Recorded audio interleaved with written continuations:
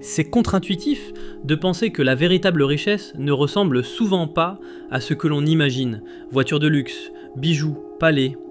Dans Le Millionnaire d'à côté, Thomas Stanley et William Danko révèlent le fruit des années de recherche sur les millionnaires. Leur découverte est surprenante. La plupart des personnes fortunées ne vivent pas à Monaco, ne portent pas de montre Patek Philippe et ne roulent pas en voiture de luxe. Ces millionnaires résident dans des quartiers ordinaires, mènent une vie simple et passent totalement inaperçus. Vous pourriez les croiser au supermarché sans jamais deviner leur fortune. Leur secret ?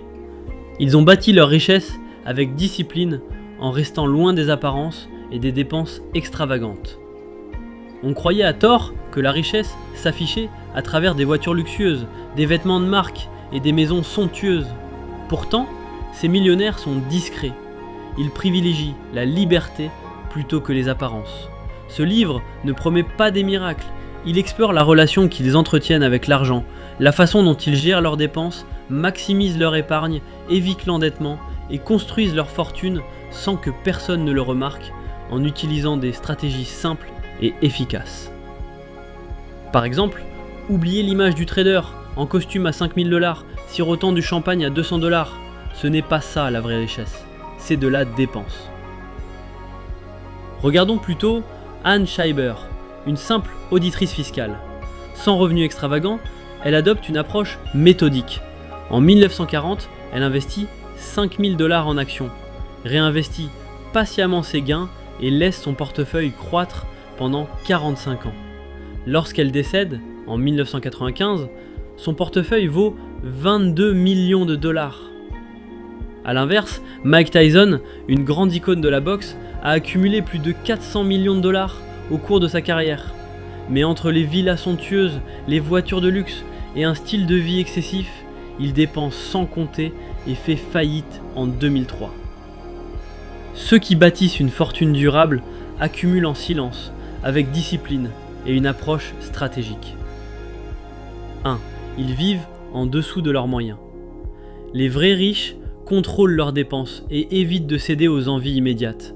Un salaire plus élevé ne devrait pas automatiquement signifier une voiture neuve, un appartement plus grand et des gadgets dernier cri. Pourtant, c'est ce que font de nombreuses personnes, piégées par l'inflation du mode de vie. C'est comme remplir un seau percé.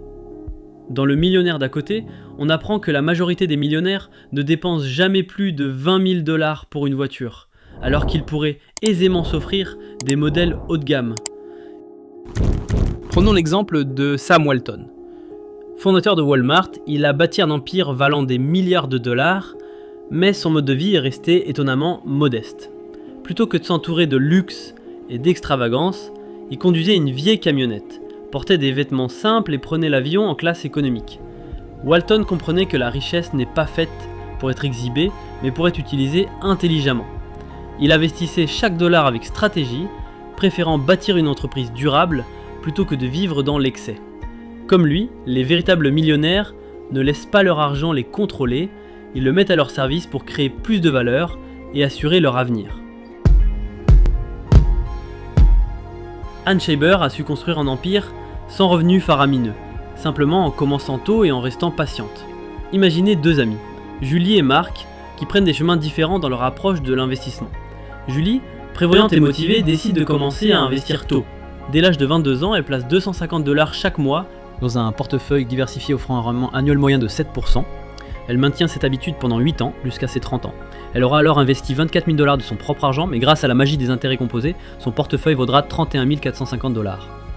Puis, Julie arrête de cotiser pendant les 35 années suivantes, jusqu'à ses 65 ans. Ses investissements continuent de croître tranquillement. Le résultat final est stupéfiant, 335 000 $, soit plus de 14 fois sa mise initiale. Marc, quant à lui, prend les mêmes bonnes résolutions, mais débute à 30 ans. Comme Julie, il investit 250 $ par mois pendant 8 ans jusqu'à ses 38 ans. Il obtient le même résultat intermédiaire, 31 450 $. Mais c'est là que les chemins divergent. Son argent n'a plus que 27 ans pour fructifier jusqu'à la retraite, contre 35 ans pour Julie. La différence semble minime sur le papier. Le résultat final est stupéfiant, 207 000 $ seulement, soit 128 000 $ de moins que Julie pour le même effort initial. La prochaine fois que vous penserez à reporter vos premiers investissements, souvenez-vous de Julie et Marc. 8 ans de patience valent 128 000 $. Bâtir la richesse, c'est comme lancer une fusée. Au départ, il faut énormément d'énergie pour décoller. Les premiers investissements semblent petits, lents, et le progrès peut paraître insignifiant. Mais une fois en altitude, la gravité financière joue en votre faveur. Les intérêts composés prennent le relais et la croissance devient exponentielle. Les millionnaires le savent bien. Ils n'attendent pas le moment parfait pour commencer à investir. Ils commencent, restent investis et laissent le temps faire son travail.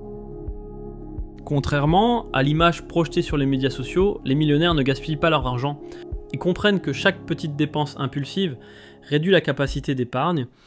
Ils épargnent automatiquement, ils s'éduquent en continu, en écoutant, en lisant, en bâtissant un réseau de personnes de valeur.